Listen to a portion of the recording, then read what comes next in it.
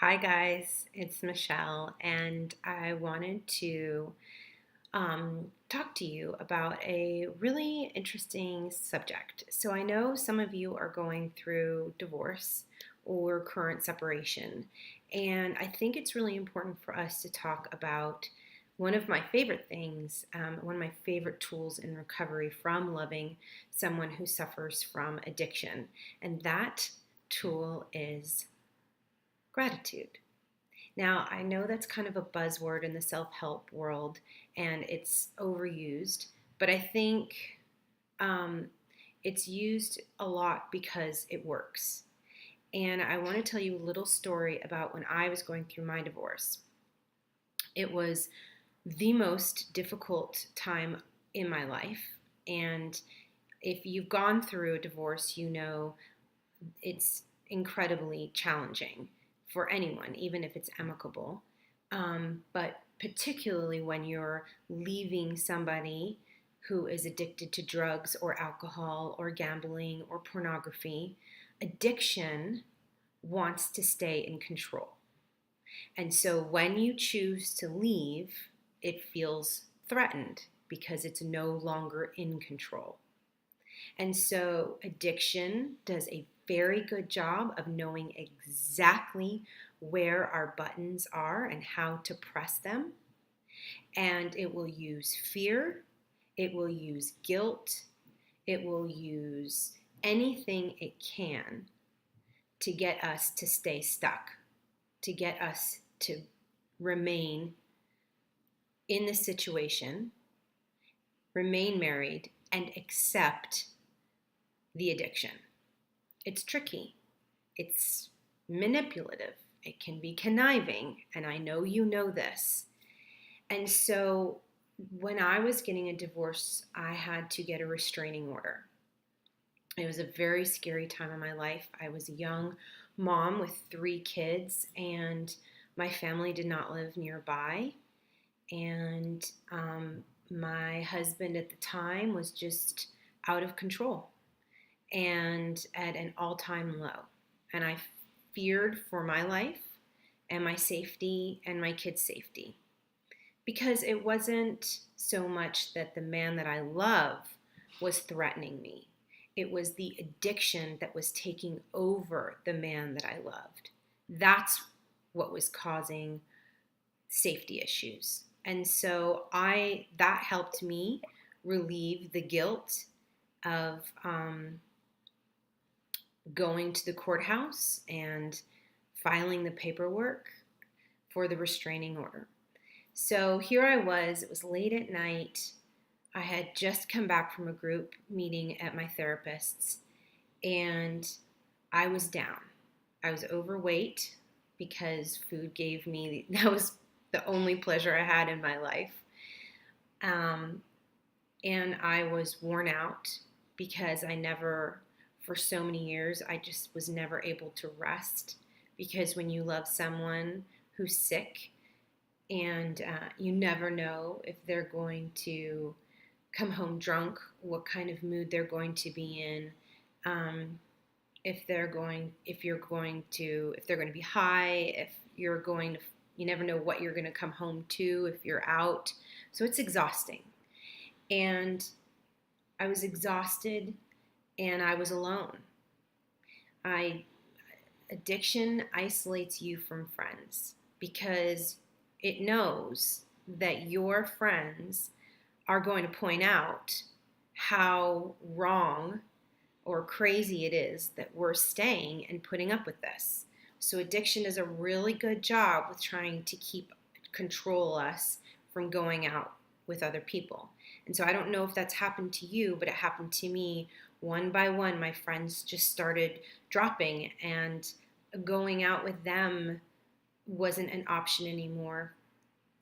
Just staying at home and obsessing about his addiction became the only thing, and caring for my kids. So I was alone, I was worn down, I was overweight, and I just was at an all-time low. And I remember driving home from the group, and it had been a wonderful group where I just made some space for me to talk about the chaos that was going on in my life. and receiving the encouragement from these wonderful women. And so I got in the car and I'm like, but I just couldn't shake this feeling of depression. I couldn't shake the feeling of anxiety. And so what I started to do was I got in my car, I started driving, and I started thinking about everything that I was grateful for. And it was ridiculous things at first. So it was like a green light. It was the fact that I actually had a car and that some people I know can't afford vehicles. So I had a car. The fact that I was grateful for the man I think it was a man who invented the seatbelt, so that I can be safe and so can my kids. Um, and then I started expanding that and going, well, I might be overweight, but I'm really grateful that I have all my limbs. And I'm really grateful that my body functions the way that it should and that I'm not going to all these doctor's appointments right now, that I'm in good health today. Um, and then I started expanding it even more. And by the time that I got home, it was a 20-minute drive. By the time that I pulled into my driveway, I felt like the most blessed woman ever. My heart was completely full. I was totally at peace. And I felt really hopeful for my future. And that was when I parked the car, I turned off the keys, and I sat in the driveway and I thought, that's it. That's why gratitude works, because it can truly transform your heart. And let's be clear, it is not enough to do this, list your things of gratitude for 5 things.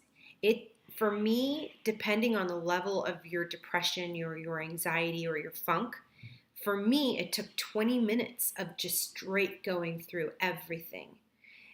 It might take you 30, it might take an hour, it might take 20, but don't stop saying what you're grateful for until you start to feel your heart shift.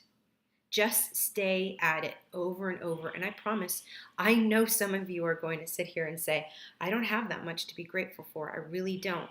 And I'm sitting here telling you, you absolutely do. I promise you. You are not, there are far worse people in this world. Do you have food in your fridge? Do you have a house that's over your head? Do you have a blanket and a mattress? These are the types of things that we need to recognize in our lives because they're not a given. And there are many, many people who don't have that. So let's start with those basic things, and I promise it will shift your heart, it will open up, and then your perspective will change. It will go from a place of fear and depression to a place of joy and gratitude.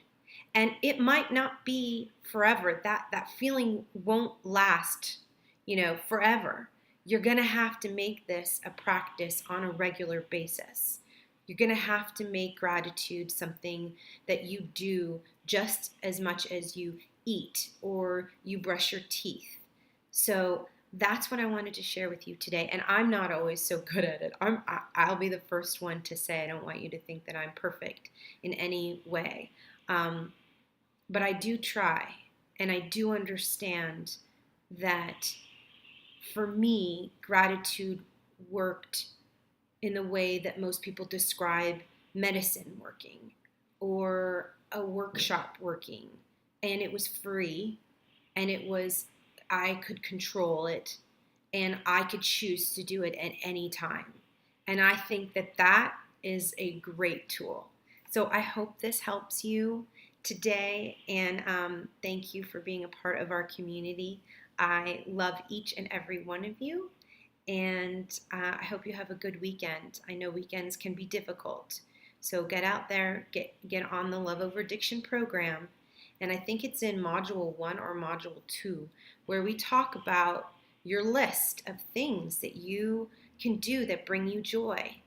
Make it a point this weekend to do at least one or two of those things so you have something to look forward to and you're not completely wrapped up in his bad behavior, which tends to be overly excessive on weekends, okay? I'm here for you. I love you, and I'll talk to you later.